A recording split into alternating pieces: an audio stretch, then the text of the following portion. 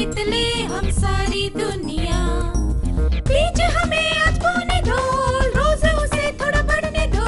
छू लेंगे आकाश हम, मन के विचार हकीकत बने। सिद्धि फल से आनंद देंगे, कोशिश कर बढ़े, सोच बुलंद करे।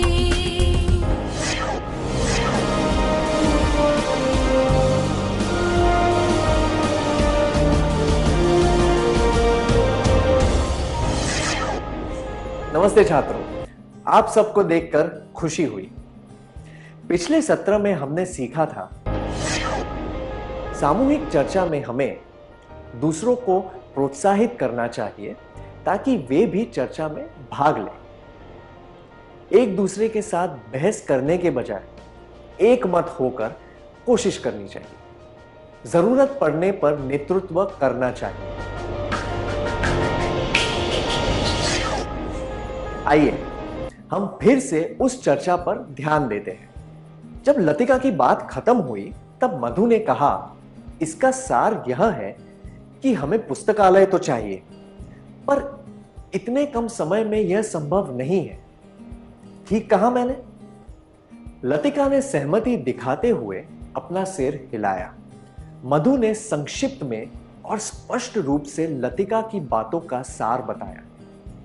उसने सामूहिक चर्चा के उद्देश्य को भी स्पष्ट रूप से सबके सामने रखा। उसने यह समझाया कि चर्चा करने का मकसद क्या है। उसने यह बात विस्तार से बताई कि आगे क्या करने की जरूरत है, और उसके लिए उसने सारे साथियों की राय ली। चर्चा में बताए गए सारे विचारों को उसने ठीक से सार बताया। अगर कोई व्यक्ति अच्छी तरह सारांश प्रस्तुत न करे तो चर्चा का उद्देश्य पूरा नहीं हो सकता। इसीलिए सामूहिक चर्चा में उभरने वाले विचारों का स्पष्टीकरण और सारांश करना जरूरी होता है।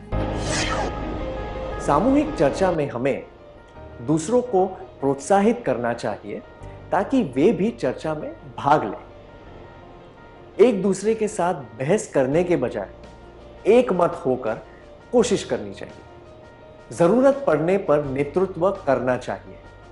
विचारों का स्पष्टीकरण और सारांश करना चाहिए। चलिए फिर से चर्चा की ओर ध्यान देते हैं। जब लतिका ने अपनी बात खत्म की तब अरुणा ने कहा, मैं लतिका की बात से सहमत हूं। हम बाल दिवस के बाद पुस्तकालय शुरू करने के बारे में सोच सकते हैं। बाल दिवस मनाने के लिए 3 दिनों में क्या किया जा सकता है? सब लोग सोचने लगे। बहुत से विचार सामने आए। क्या आप में से 5 लोग स्वेच्छा से यहां आकर यह चर्चा कर सकते हैं कि बाल दिवस मनाने के लिए क्या किया जा सकता है?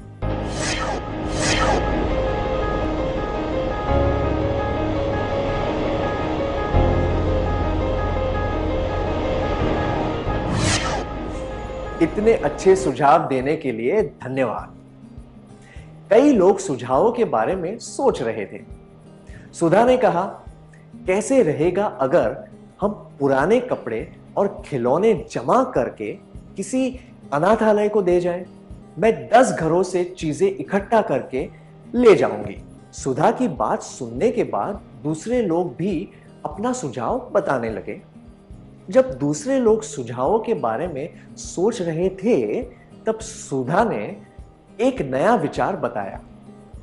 उस विचार से नई सोच पैदा हुई। हम कह सकते हैं कि सुधा ने पहल की और विचारों के द्वार खोल दिए। सुधा जैसे लोगों के पास नए नए विचार होते हैं और वे बहुत रचनात्मक होते हैं। वे अलग तरह से सोचते हैं। वे अक्सर बड़े मुद्दे और बड़ी बातों पर ध्यान देते हैं और छोटी छोटी बातों में रुचि नहीं रखते। अगर किसी बात की शुरुआत उन्हें रुचिकर और अहम न लगे तो वे ऊब जाते हैं। सामूहिक चर्चा में हमें दूसरों को प्रोत्साहित करना चाहिए ताकि वे भी चर्चा में भाग लें। एक दूसरे के साथ बहस करने के बजाय एक मत होकर कोशिश करनी चाहिए। जरूरत पड़ने पर नेतृत्व करना चाहिए, विचारों का स्पष्टीकरण और सारांश करना चाहिए। अब एक और परिस्थिति पर ध्यान देते हैं। परीक्षा के अलावा छात्रों का मूल्यांकन और किस तरह से किया जा सकता है, जिसके आधार पर उन्हें अगली कक्षा में भेजा जा सके। क्या 5 छात्र यहां आकर इस बारे में सामूहिक चर्चा कर सकते हैं?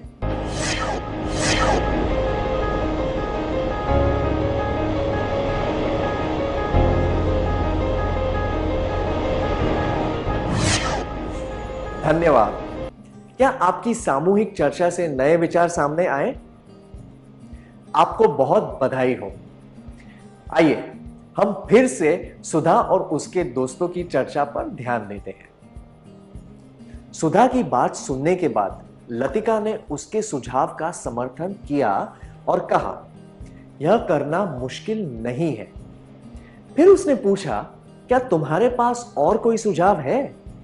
ऐसा कहकर लतिका विचारों का मूल्यांकन कर रही है।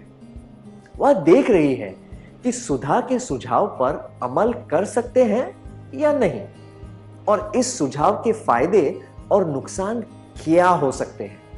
लतिका जैसे लोग सोच समझकर काम करते हैं और हर बात के तर्क पर ध्यान देते हैं। ऐसे लोग भावुक नहीं होते। वे अलग अलग विचारों को ठीक से समझकर निष्पक्ष होकर निर्णय लेते हैं। अगर कोई काम एक तरीके से न हो पाए तो वे अलग तरीके सुझा सकते हैं। उन्हें निर्णय लेने में समय लगता है क्योंकि वे बहुत सोच विचार के बाद निर्णय लेते हैं।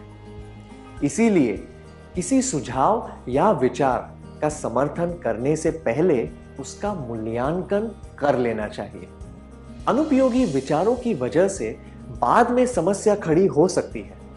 इसीलिए पहले ही मूल्यांकन कर लेना ठीक होता है।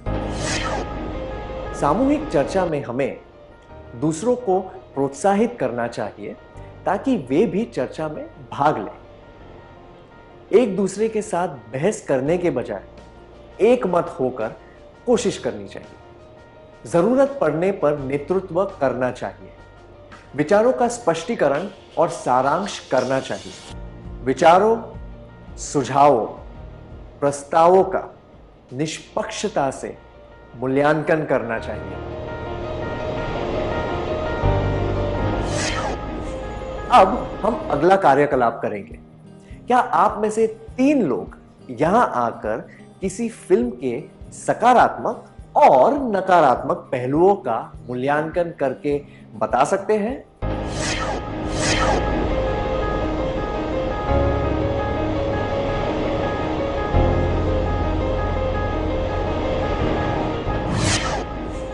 बहुत अच्छा प्रयास था। आप सब ने फिल्म की नकारात्मक और सकारात्मक चीजें बताते हुए अलग अलग राय दी। हम इसे मूल्यांकन कहते हैं। लतिका ने भी इस तरह सुधा के सुझाव का मूल्यांकन किया था। आइए फिर से सुधा और उसके दोस्तों की बातें सुनते हैं। लतिका ने जो मूल्यांकन किया उसके बाद मधु ने कहा, क्या किसी के पास और कोई सुझाव है? अगर नहीं तो मैं अब तक कही गई बातों को पढ़कर सुना देती हूं। ऐसा कहकर मधु ने पढ़ना शुरू कर दिया। हमने देखा कि मधु ने सारी बातें अच्छी तरीके से दर्ज कर ली थी। बातें ठीक से लिख लेने से समूह को व्यवस्थित रखने और चर्चा को सही दिशा देने में मदद मिलती है। सामूहिक चर्चा के दौरान मधु जैसे व्यक्ति सारी गतिविधियां, सुझावों और विचारों को लिख लेते हैं। वे इस बात पर ध्यान देते हैं कि सभी लोग अपनी भूमिका और जिम्मेदारियां अच्छी तरह निभा रहे हैं या नहीं। वे यह ध्यान रखते हैं कि सभी लोग सुझावों और विचारों का समर्थन करें। वे समय का ध्यान रखते हैं और सबको यह याद दिलाते हैं कि किस कार्य के लिए कितना समय निश्चित किया गया है। सारी बातें दर्ज करके वे यह याद रखने में मदद करते हैं कि कितने काम पूरे हो चुके हैं और किन मुद्दों पर बात करना बाकी है। इसीलिए सामूहिक चर्चा के दौरान हुई सारी बातें को दर्ज करना जरूरी होता है। सामूहिक चर्चा में हमें दूसरों को प्रोत्साहित करना चाहिए ताकि वे भी चर्चा में भाग लें। एक दूसरे के साथ बहस करने के बजाय एक मत होकर कोशिश करनी चाहिए। जरूरत पड़ने पर नेतृत्व करना चाहिए। विचारों का स्पष्टीकरण और सारांश करना चाहिए। विचारों, सुझावों, प्रस्तावों का निष्पक्षता से मूल्यांकन करना चाहिए। चर्चा के दौरान हुई सारी बातों और सुझावों को दर्ज करना चाहिए। अब तक हमने देखा कि सामूहिक चर्चा को सही तरीके से आगे बढ़ाने के लिए क्या करना चाहिए। अब हम देखेंगे कि चर्चा के दौरान कौन सी बातें नहीं करनी चाहिए। कमल, इमरान, महेश और वीर स्कूल के नेतृत्व समय के सदस्य हैं। वे एक नृत्य के कार्यक्रम के बारे में बात कर रहे थे जो उन्होंने टीवी पर देखा था। कमल को नृत्य के बारे में ज्यादा जानकारी नहीं है, पर वह ऐसे जताता है कि उसे बहुत कुछ पता है। क्या आप में से 4 लोग इस दृश्य का अभिनय करके दिखा सकते हैं?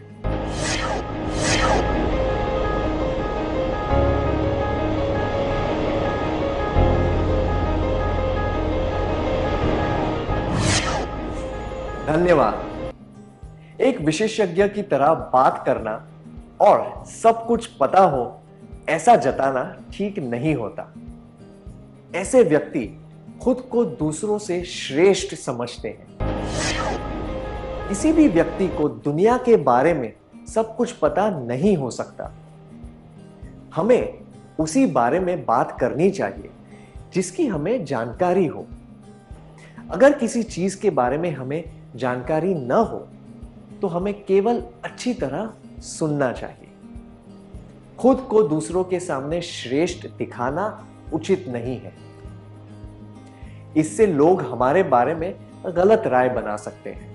अगर हमें किसी चीज के बारे में पता न हो, उस चीज के बारे में बात नहीं करनी चाहिए। सामूहिक चर्चा के दौरान क्या नहीं करना चाहिए? ऐसा जताना कि आपको सब कुछ मालूम है। कमल की बातें सुनकर इमरान उसका मजाक उड़ाने लगा। जब महेश ने कुछ बताने की कोशिश की तो इमरान ने बीच में टोकते हुए कहा, ऐसा नहीं है, यह तो इस तरह होता है।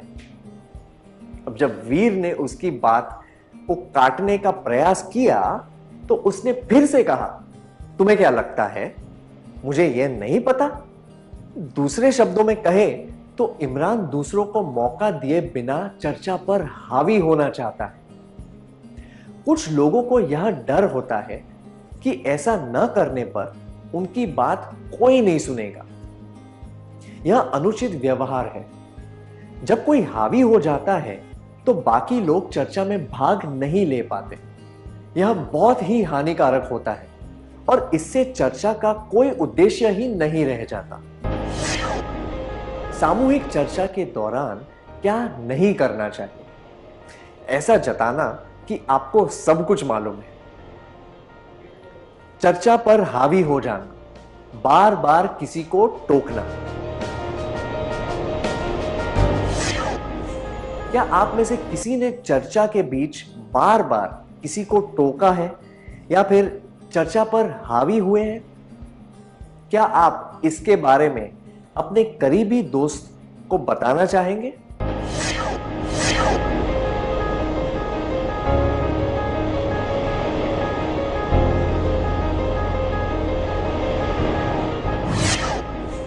धन्यवाद। कमल यह जताने की कोशिश कर रहा था कि उसे सब कुछ पता है।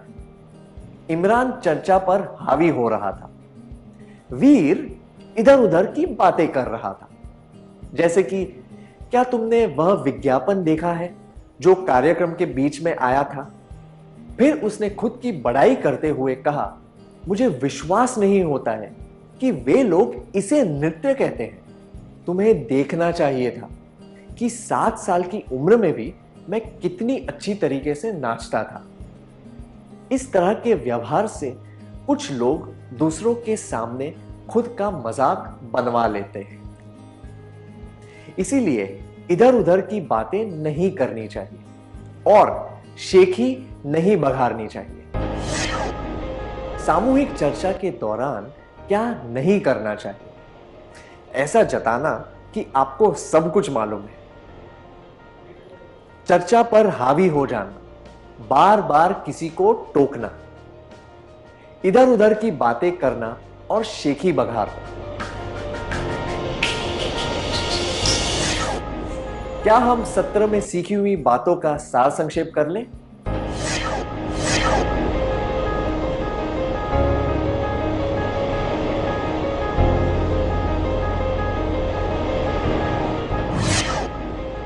सामूहिक चर्चा में हमें दूसरों को प्रोत्साहित करना चाहिए ताकि वे भी चर्चा में भाग लें। एक दूसरे के साथ बहस करने के बजाय एक मत होकर कोशिश करनी चाहिए। जरूरत पड़ने पर नेतृत्व करना चाहिए।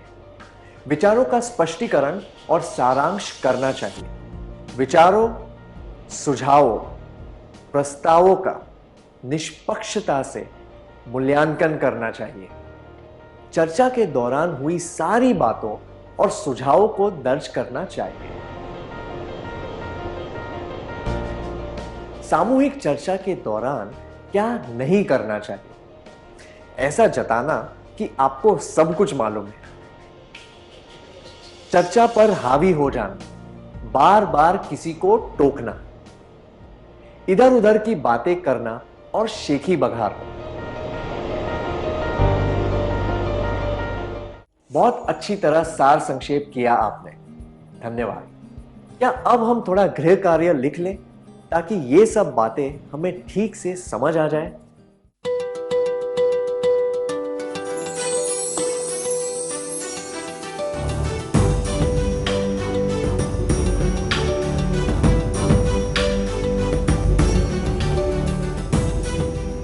प्रश्न 1, आप अपने दोस्तों के साथ भारत के गरीब बच्चों के बारे में चर्चा कर रहे हैं। रघु बहुत ही संवेदनशील है। वह भावुक हो गया और बात नहीं कर पा रहा है। वह कुछ भी ठीक से नहीं बोल रहा है। पर आपको पता है कि वह क्या कहना चाहता है। आप क्या करेंगे? जवाब 1, जब रघु अपनी बात बता देगा तो मैं कहूंगा या कहूंगी, रघु ये कहना चाहता है कि, और रघु की बातों का सारांश बताऊंगा, क्या बताऊंगी। 2, मैं रघु से कहूंगा या कहूंगी, मैं तुम्हारी भावनाओं समझ सकती हूं या सकता हूं, पर तुम्हें बोलते वक्त भावुक नहीं होना चाहिए। 3, मैं चुप रहूंगा या रहूंगी। प्रश्न 2, पाइथागोरस थ्योरम के बारे में एक सामूहिक चर्चा में आपके दोस्त ने कहा कि पाइथागोरस से बहुत पहले ही भारतवासी इसकी खोज कर चुके थे। आपने यह जानकारी पहले नहीं सुनी है, पर समूह के अन्य व्यक्ति आपकी राय जानना चाहते हैं। आप क्या करेंगे? जवाब 1, मैं कहूंगा या कहूंगी, मैं इस बात से सहमत हूं। 2, मैं कहूंगा या कहूंगी, मुझे इस बारे में कुछ भी मालूम नहीं है। इस बारे में ठीक से जानकारी ढूंढनी पड़ेगी। 3, मैं कहूंगा या कहूंगी, मुझे इस बारे में कुछ भी मालूम नहीं है, पर उसने यह बात बिना किसी प्रमाण के नहीं कही होगी, इसीलिए हमें उसकी बात मान लेनी चाहिए।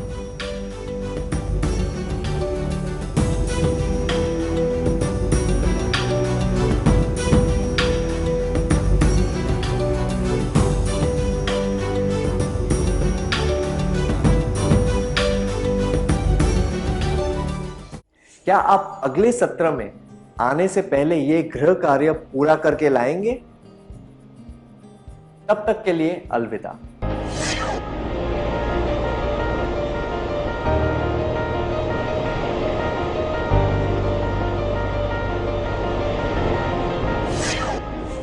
नमस्ते छात्र, आपका फिर से स्वागत है। मुझे यकीन है कि आपने अपना गृह कार्य पूरा कर लिया होगा। क्या हम जवाब देख लें?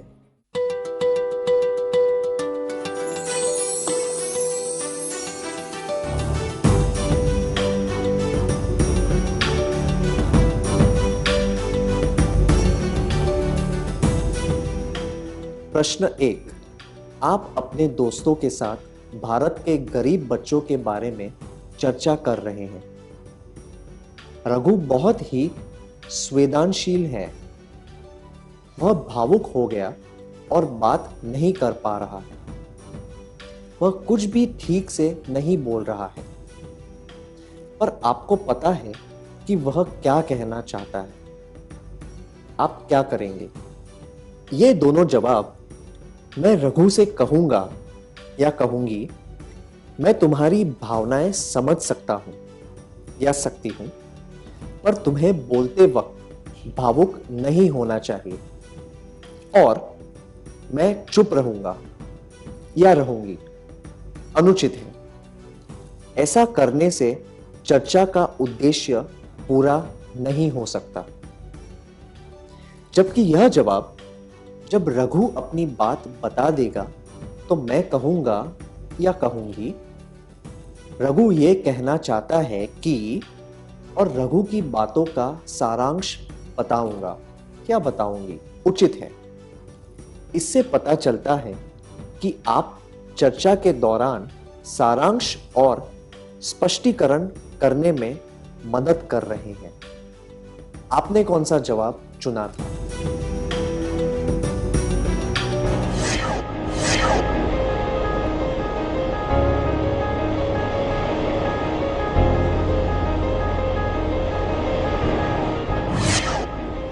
प्रश्न 2।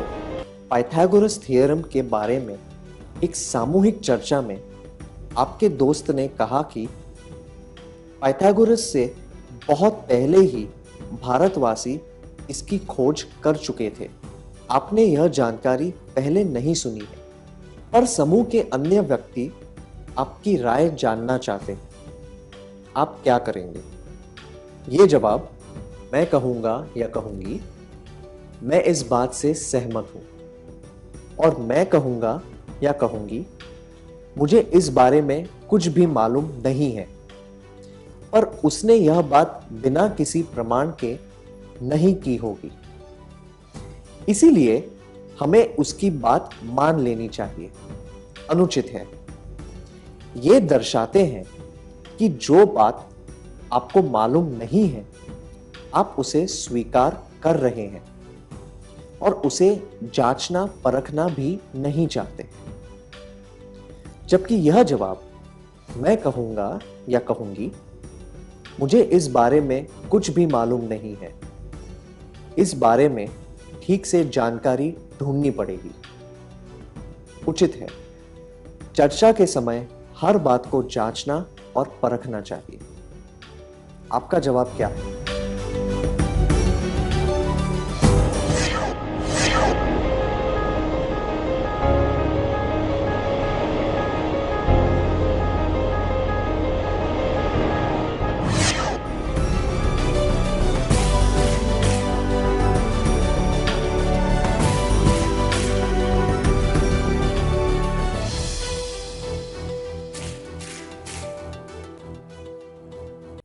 जिन छात्रों के सारे जवाब सही थे उन्हें बधाई हो। अगर आपका कोई जवाब सही नहीं था तो आप सत्र का सारांश फिर से पढ़ सकते हैं ताकि सारी बातें ठीक से समझ आ जाए। क्या अब हम अगला सत्र शुरू करें?